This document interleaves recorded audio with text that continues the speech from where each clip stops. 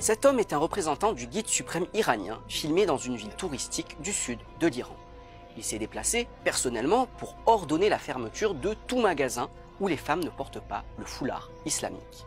Après des mois de protestation contre le pouvoir religieux, ces images sont le dernier exemple des tentatives des autorités pour faire respecter les codes vestimentaires islamiques.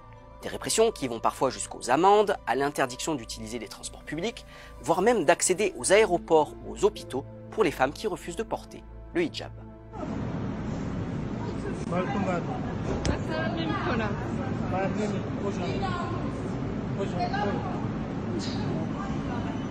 Les commerçants ont même été invités à imposer le port du hijab à leurs clientes sous peine de fermeture.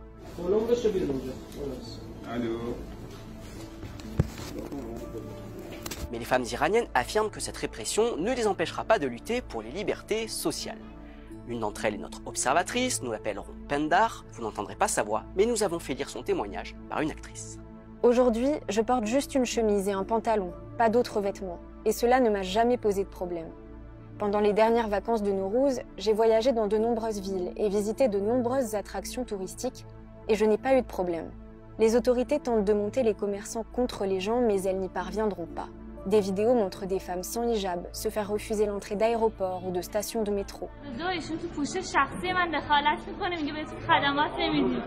Nous avons le sentiment que la République islamique fait cela principalement pour que ses partisans puissent dire « Regardez, nous n'avons pas abandonné, nous nous battrons ». C'est surtout de la propagande. À mon avis, ils ne peuvent rien y faire. Des millions de femmes refusent le hijab obligatoire et la République islamique n'a ni la main-d'œuvre ni l'argent pour s'en prendre à ces millions de femmes. La police a promis de commencer à sévir, mais j'ai continué à porter la même tenue. Je n'avais pas peur et je me sentais davantage soutenue par les gens dans la rue.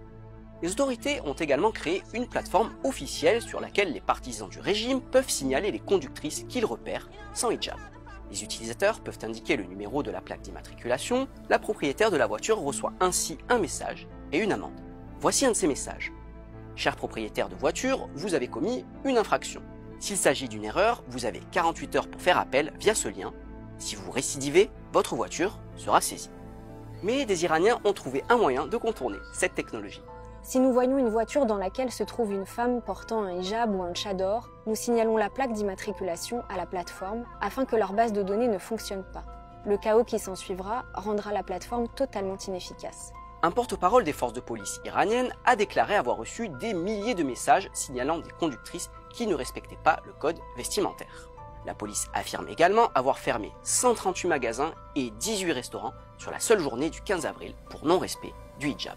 La rédaction des Observateurs n'a toutefois pas été en mesure de vérifier ces chiffres de manière indépendante.